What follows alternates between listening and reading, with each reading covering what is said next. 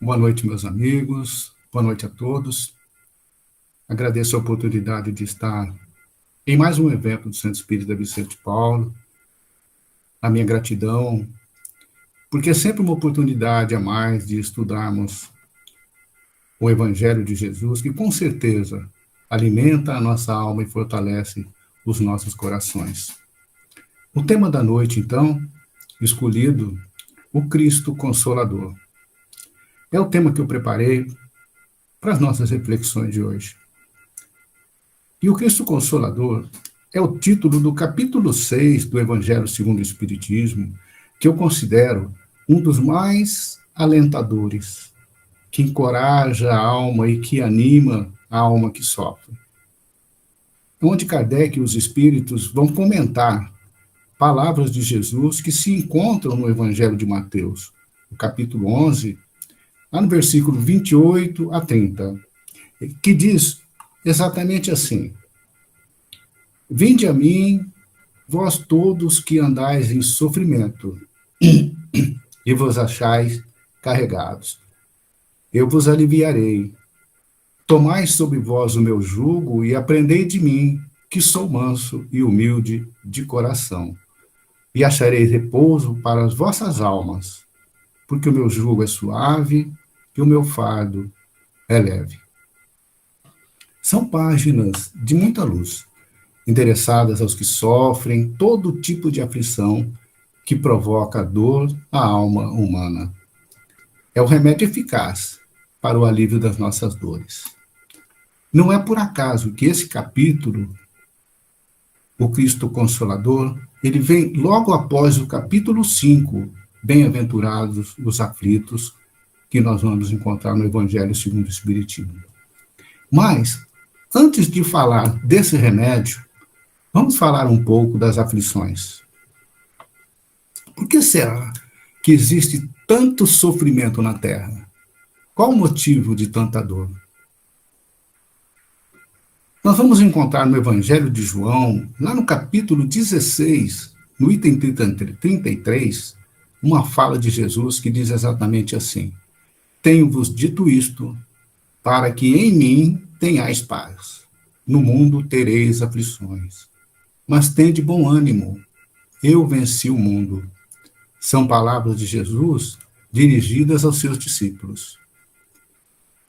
Mas o que teria dito Jesus aos discípulos para que eles tivessem paz antes de terem aflições? Alguma coisa ele disse a esses amigos. Então, para entender essa fala de Jesus, nós precisamos voltar um pouquinho no tempo, só 2000 anos atrás. E aqui eu gostaria de fazer uma observação que eu acho muito importante, e eu entendo até que é muito necessário quando nós vamos nos referir a alguma fala de Jesus. E essa observação ela vale também para qualquer uma das falas, não apenas para essa que nós estaremos fazendo hoje. É que muitas falas de Jesus, quase toda a lição que ele passava, ocorria sempre em razão de algum acontecimento. A frase nunca ficava dispersa, sempre acontecia alguma coisa.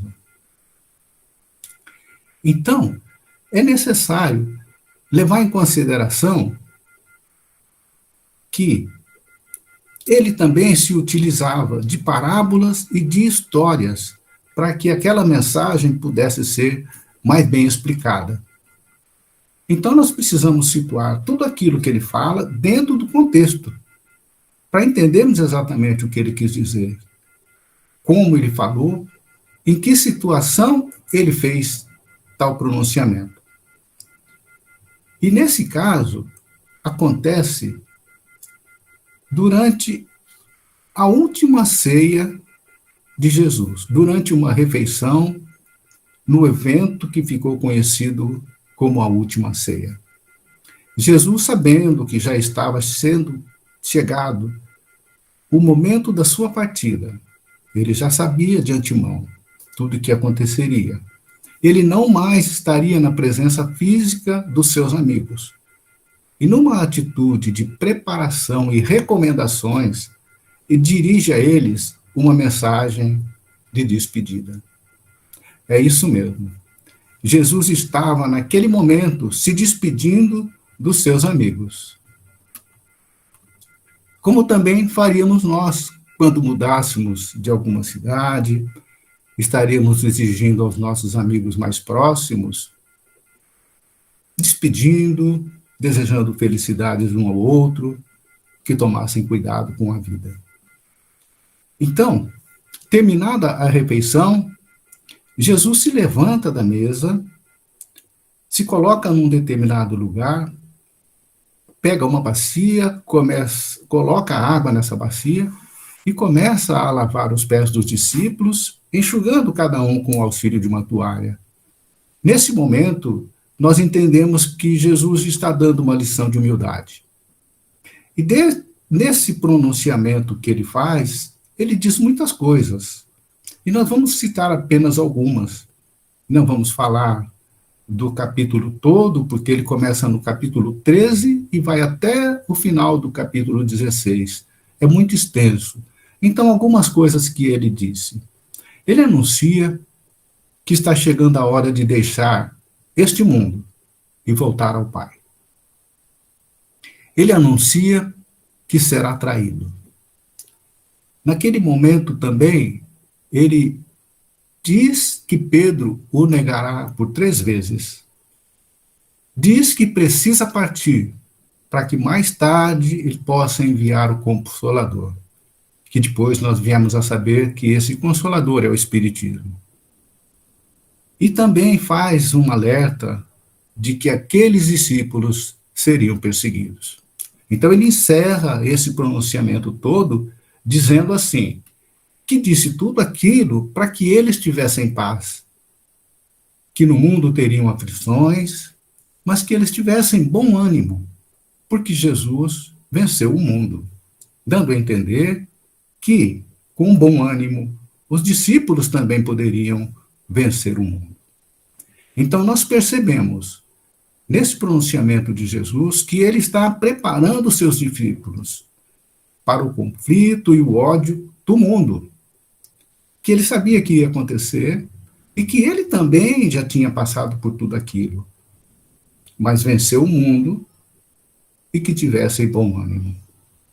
Agora vamos imaginar o seguinte: durante 3 anos, Jesus esteve presente na vida de cada discípulo. Caminharam juntos durante todo esse tempo. Tudo o que acontecia, Jesus estava presente. Jesus era o alvo principal daquele grupo, que ensinava o amor. De repente, num instante, os discípulos estariam sozinhos, sem a presença física do Mestre. Ele não mais estaria fisicamente entre eles. Cada discípulo, a partir daquele instante, passaria a ser um alvo, um perseguido pelo ódio que mata. Seria preciso, então, muita coragem, ânimo demais para enfrentar as feras, enfrentar as fogueiras e dar continuidade ao trabalho começado pelo Cristo e mostrar que eles eram realmente seguidores do Mestre. Com certeza haveria muita aflição. E as aflições de cada discípulo já havia começado naquele instante. Então, é um tema bastante apropriado para os dias que estamos vivendo, dias de angústias, de sofrimento, de incertezas e aflições de toda ordem. Mas com uma diferença muito grande que não faz comparação com nada. Hoje, nós não temos mais necessidade de ter coragem para enfrentar as feras nas arenas, enfrentar as fogueiras. A única coragem que nós precisamos ter é para olhar para dentro de nós, buscar aquilo que nos aflige, que nos causa temor, que nos causa desconforto, e buscar no Evangelho de Jesus o entendimento e o fortalecimento necessários para o alívio das nossas aflições. Mas o que é que nós podemos entender por aflições? O que seria? Nós vamos buscar a definição, o conceito de aflição no Dicionário Aurélio da língua portuguesa. E diz assim: é um profundo sentimento moral, produzido por uma circunstância penosa, estado de grande desalento, de profunda tristeza, mágoa ou desgosto, grande inquietação, preocupação, ansiedade, angústia, padecimento físico, tortura. Então, nós percebemos que a definição de aflição ela é muito abrangente.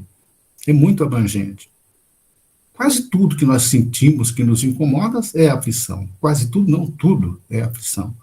Então, resumindo, nós podemos entender que a aflição é todo sentimento, sofrimento físico ou moral, pelo qual passa a criatura humana. E não há uma criatura sequer na Terra que não tenha passado ou não esteja passando por alguma aflição neste momento. Esteja ele em um trono, ou seja ele a criatura mais miserável. Mas por que razão, então, tanto sofrimento? Por que será? Nós aprendemos com a doutrina espírita que a Terra ainda é um planeta de provas e expiações. E o que significa um planeta de provas e expiações?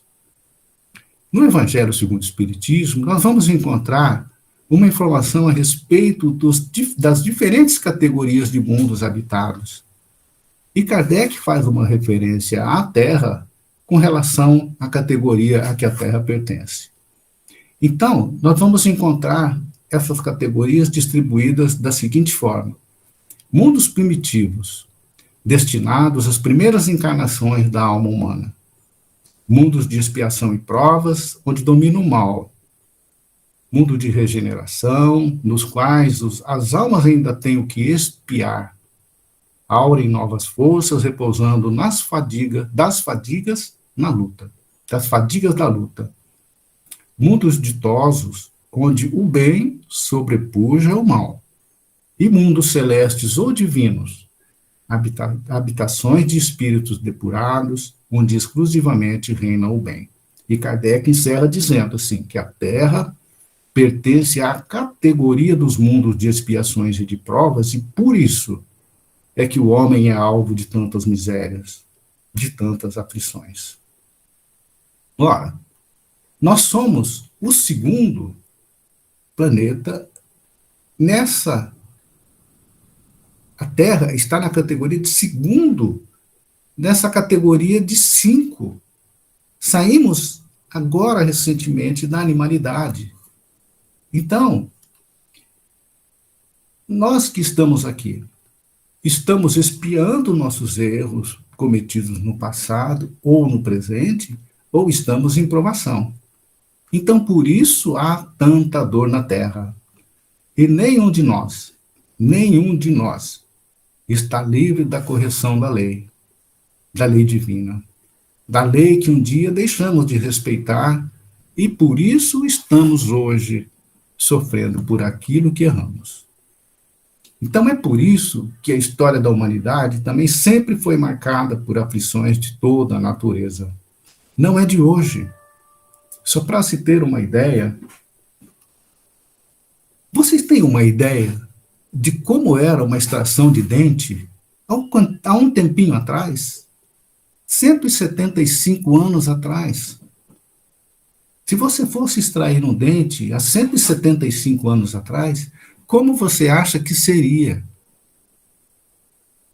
Em 1846, na cidade de Boston, nos Estados Unidos, o dentista americano William Thomas Green Morton, pela primeira vez, usou o éter para realizar uma cirurgia.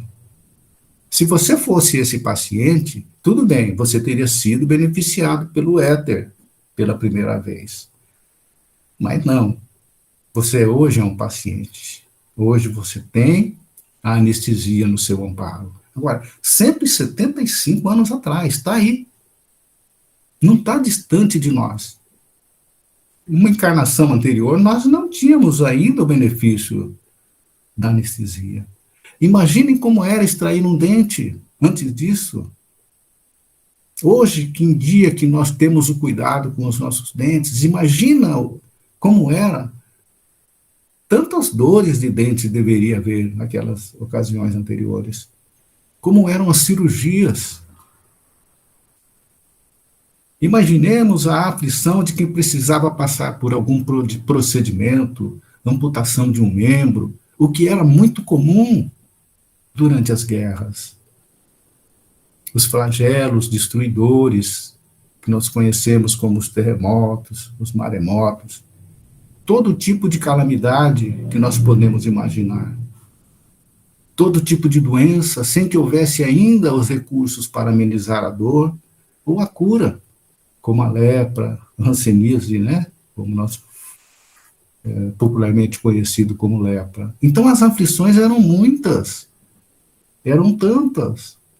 Hoje não é diferente, é que nós temos o auxílio da tecnologia, o recurso da medicina, senão nós estaríamos ainda naquela situação.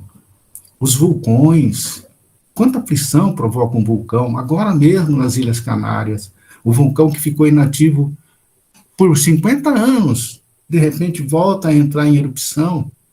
Imagina a aflição daquela população.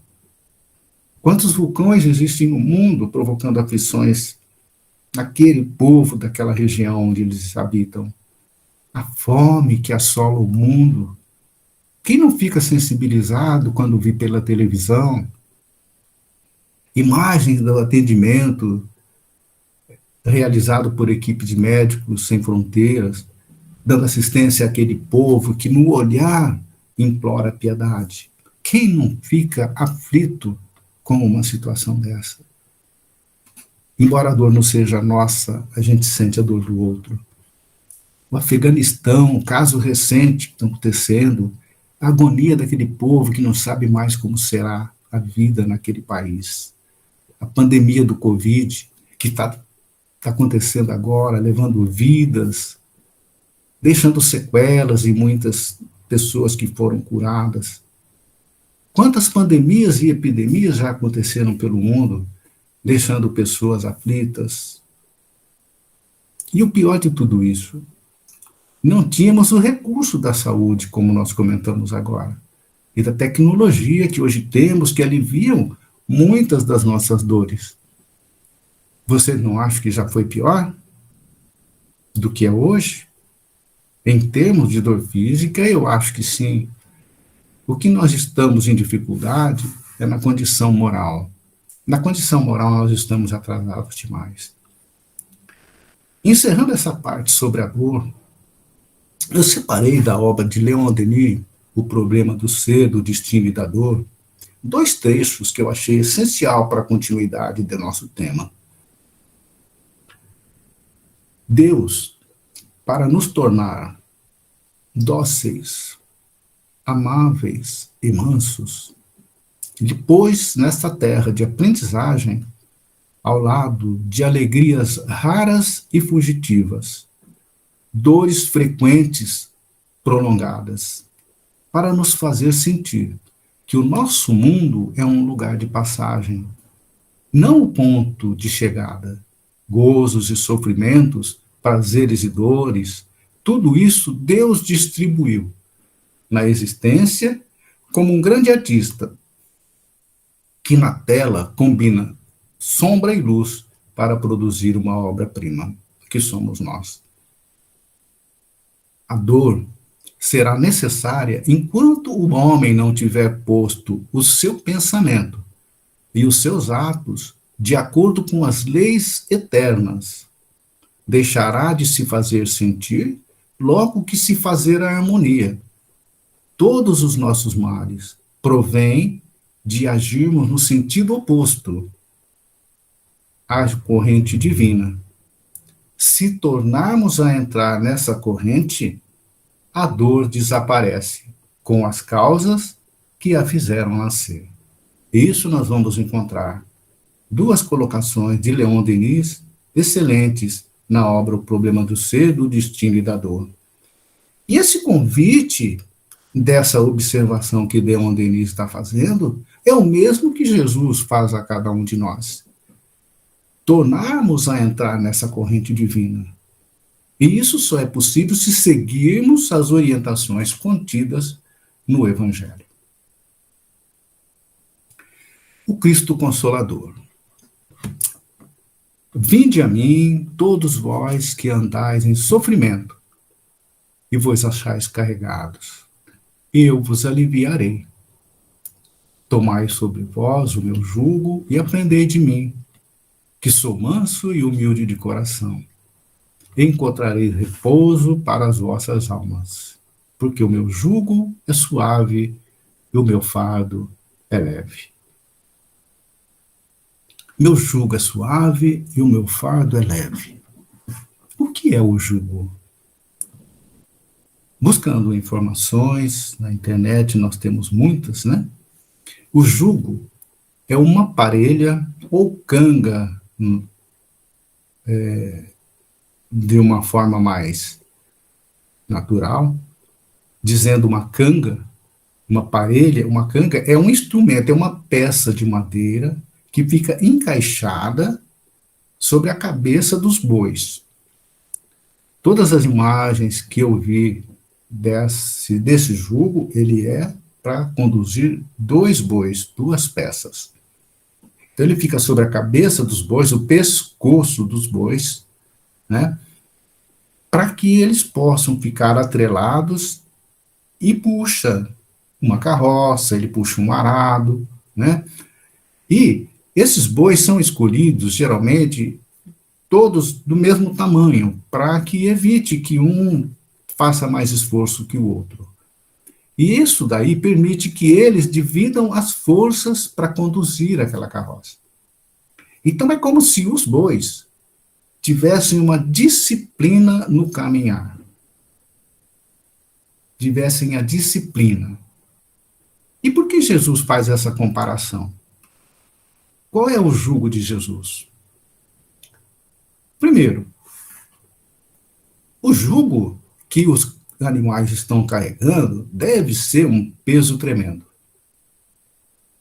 É uma peça muito rígida e muito pesada, com certeza. Então, por que Jesus faz essa comparação? Qual é o jugo de Jesus? Quando ele diz que o meu jugo é suave e o meu fardo é leve. Qual é o jugo de Jesus? O jugo de Jesus é a obediência ao ensinamento moral do Cristo, que está contido no Evangelho. É a obediência da lei. É o ensinamento moral contido no Evangelho, que é lei universal. É lei de Deus. Por isso, o jugo é suave. E a lei é leve porque ela impõe apenas por dever o amor e a caridade. Então não tem carga pesada, não tem aquele negócio preso no nosso pescoço, obrigando para que a gente fizesse determinada coisa. Aí o César fez a gentileza de colocar para nós aí a imagem do jugo. Obrigado, César. Então, a lei é divina, essa lei de Deus, ela é universal. E ela impõe apenas por dever o amor e a caridade. Basta isso. É fácil? Não. É muito difícil. É leve, mas não é fácil. Então é preciso muita disciplina. Vamos dar só uma olhadinha como é que no Evangelho está falando esse trecho que eu acabei de falar aqui.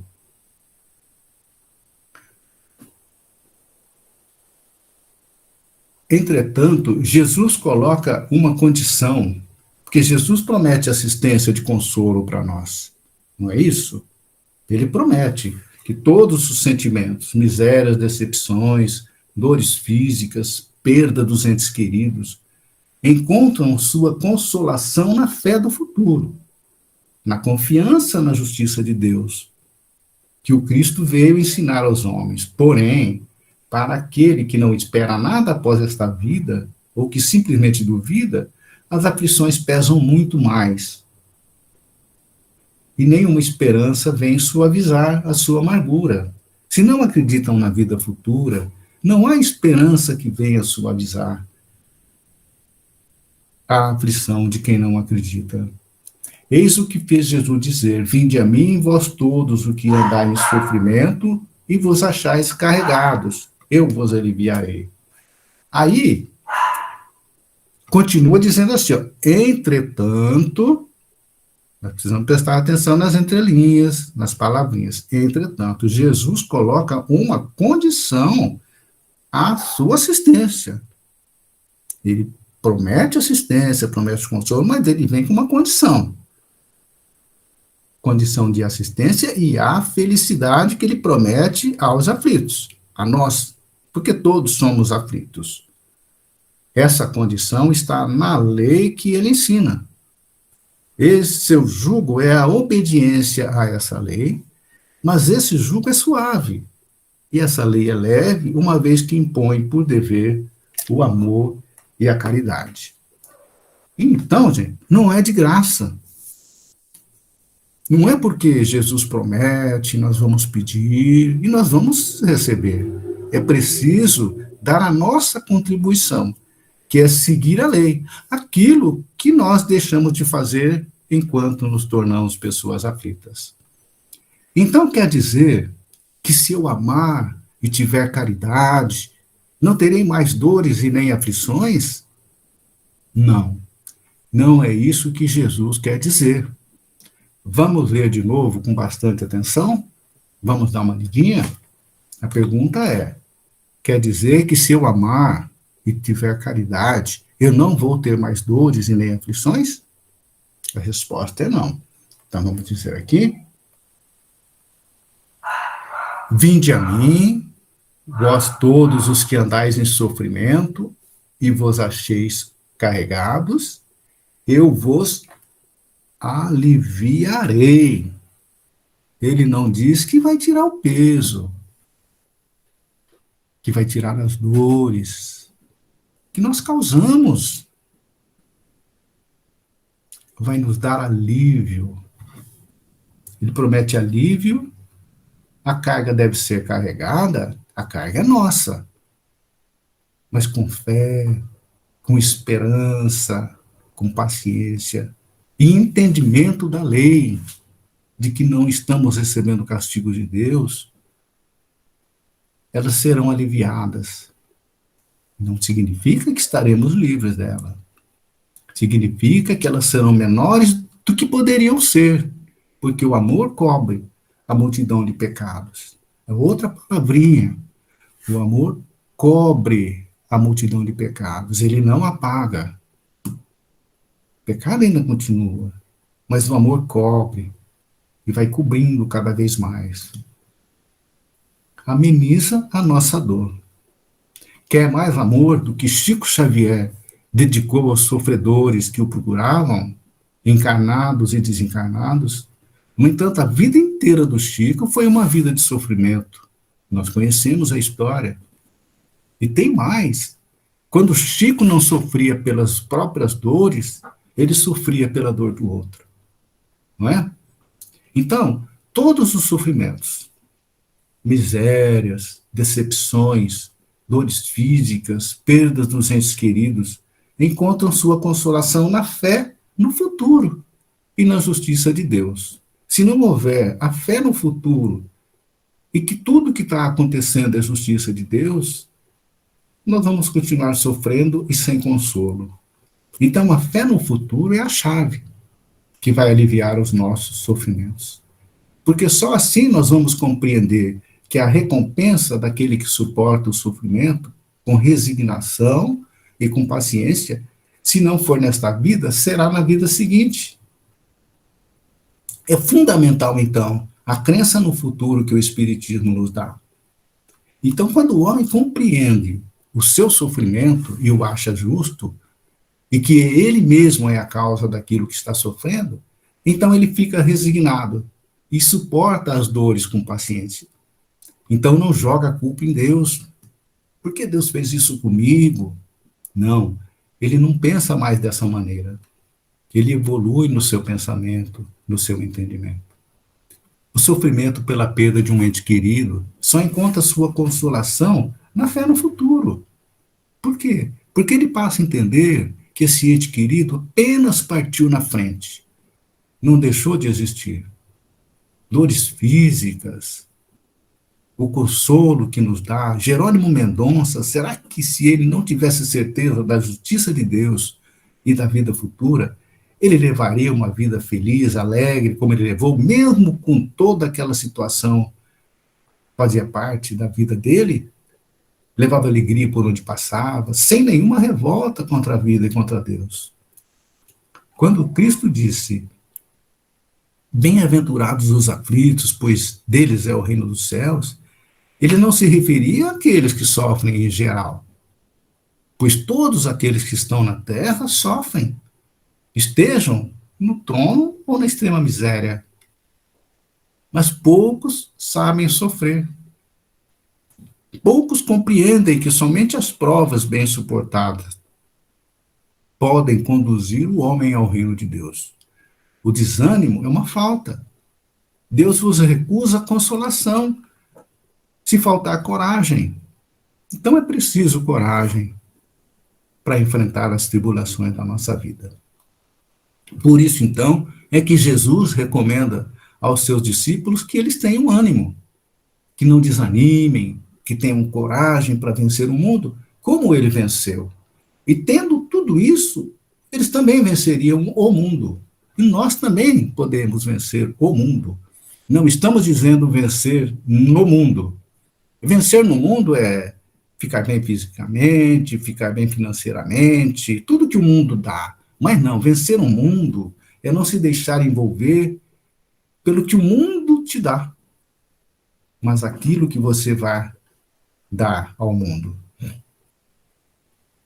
Por outro lado, também, nós temos muitas aflições que poderiam ser evitadas, mas não foram em virtude dos nossos vícios, dos nossos defeitos que carregamos ainda. Por exemplo, uma falta de atenção que a gente tem, pessoa que não tem muita atenção nas coisas que faz,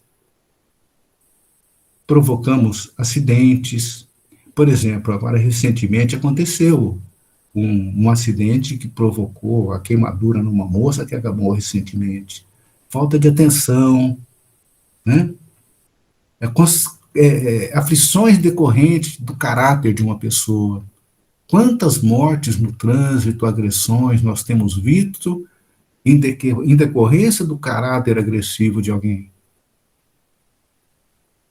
Uniões infelizes, que é fruto de interesse da vaidade. Quantas uniões infelizes, casais que casam, vivem juntos, de repente já não dão certo, vivem infelizes, em aflições. Desentendimentos que nós muito temos em razão dos nossos melindres. Tudo isso causa aflições. O orgulho, quando não admitimos um erro, não é? Doenças e enfermidades que resultam da imprudência e dos excessos. Esses dias, conversando com um conhecido, eu só sabia que ele havia feito umas 3 cirurgias de câncer em locais distintos, né? E eu estava passando e eu vi o senhor e comecei a conversar um pouquinho com ele e tal. Perguntei como é que ele estava. Ele conta toda a história de novo. Que fez 3 cirurgias de câncer, que tem diverticulite, que tem mais isso, tem mais aquilo. E ele estava com cigarro na mão, né?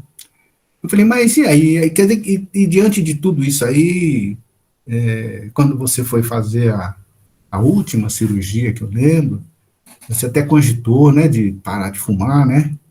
Ele falou, eu tô com 78 anos, o que mais eu vou querer? Eu já estou de graça aqui. Quer dizer, e ainda ele diz, Deus vai arrumar um lugarzinho bom para mim, porque eu sou bom para os outros, eu nunca fiz mal para ninguém. E eu penso, né, eu falei, nossa, você não fez mal para ninguém, mas fez mal para você. Agora, jamais eu vou ir contra o pensamento de uma pessoa dessas. Nunca me pediu explicação, qual é o entendimento disso. E nem eu posso invadir a consciência de uma pessoa dessa, porque ao invés de ajudar, eu atrapalho ainda mais.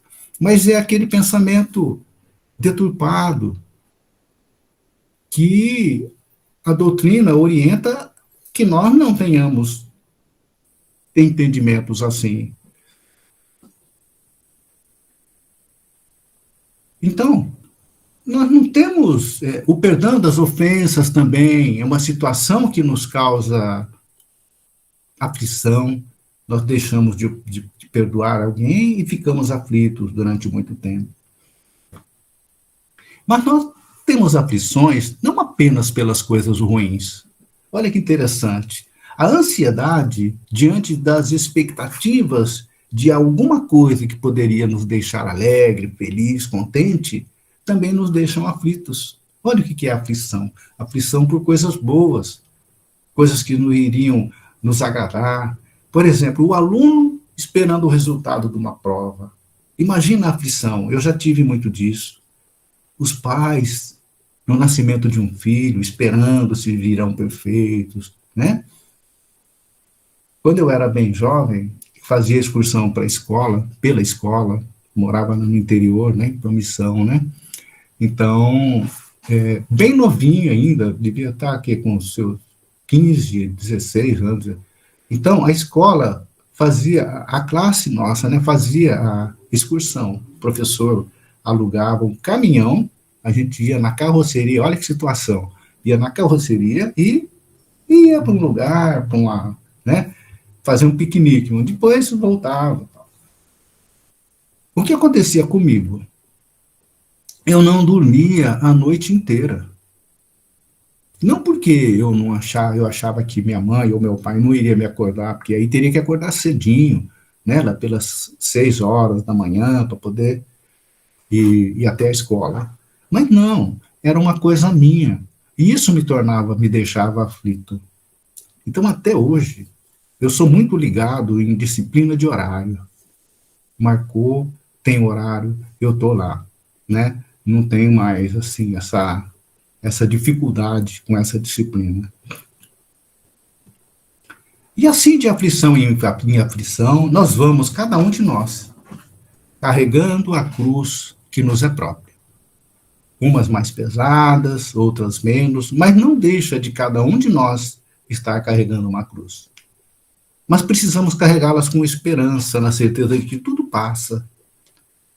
Nenhuma dor dura para sempre. Quantas pessoas neste mundo devem estar passando por um processo doloroso de aflição? Perdendo entes queridos, recebendo notícias de uma doença grave, sem cura. Quantos estão sentados na mesa, mas sem uma migalha de alimento para se alimentar? Quantas mães estão aflitas, mães e pais, porque o filho tem o vício das drogas? E nós podemos enumerar uma imensidade de aflições. E nós que estamos aqui, o que é que nos aflige? Você que está tendo paciência de me assistir até agora, o que te incomoda e te deixa angustiado? Alguma dessas situações já acontece com você? Tem passado por algum processo doloroso? Uma doença, uma perda de uma pessoa querida? Está cansado, deprimido pelo peso da cruz? Será que você está passando por tudo isso? Saiba que você não está sozinho. Estamos juntos, pois cada um de nós também carrega a cruz de uma aflição. Então, seja qual for o motivo do seu sofrimento, tenha ânimo, coragem, não desanime. Busca Jesus. Já buscou Jesus? Já falou com ele pelas portas do coração? No silêncio do seu quarto, na sua intimidade? Fale com ele. E mesmo que você não perceba, ele vai te ouvir. Pense nisso. À medida em que caminhamos sob a luz do Evangelho, aliviaremos o peso que estamos carregando e evitaremos o peso de outros erros, de outros equívocos que poderíamos cometer.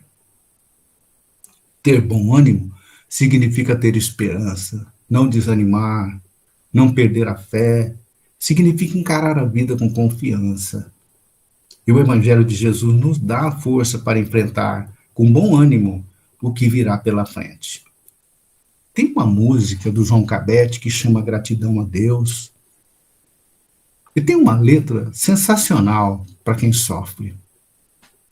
Diz assim, ó: quando a sombra da tristeza cobrir seus sonhos de ventura, quando você quiser chorar diante da taça da amargura, quando a dor bater a porta, ferindo fundo o coração, quando a esperança é morta e a vida é amarga ilusão, olhe para trás, veja quanta dor.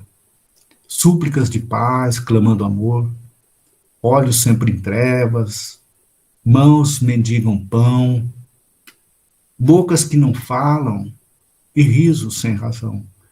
Deixe de chorar, volte a sorrir. Você é tão feliz, volte a cantar. Faça uma prece, seja grato a Deus.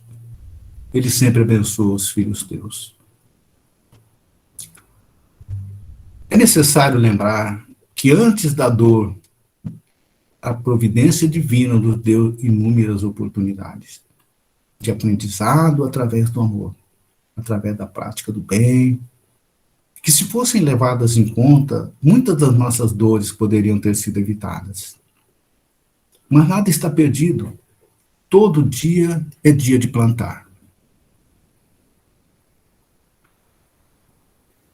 Uma pessoa que estava querendo investir em fazendas, estava passando por um determinado trecho, quando ele viu um lavrador limpando o terreno. Ele parou, se aproximou do lavrador e perguntou para ele: escuta, meu amigo, bom dia, bom dia. Eu estou interessado em comprar algumas terras por aqui. Aqui dá laranja? O lavrador falou: não, aqui não dá laranja. Aqui dá abacaxi? Não, abacaxi também não dá. Aqui dá maçã? Maçã também não dá. E se plantar goiaba? Falei: se plantar, aí dá. Plantando dá. Então, nós estamos colhendo hoje a plantação do que fizemos ontem. Colheremos amanhã a plantação que fizermos hoje. As nossas aflições de amanhã dependem da plantação de hoje. O coração é uma terra fértil. Só precisamos saber escolher a semente que vamos plantar. Grande abraço a todos, que Jesus nos abençoe e muito obrigado pela atenção de todos.